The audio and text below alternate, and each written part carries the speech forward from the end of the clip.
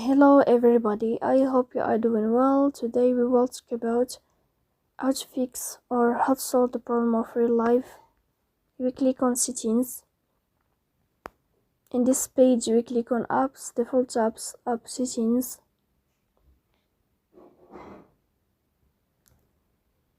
On above here you will search about Relive app and you will click.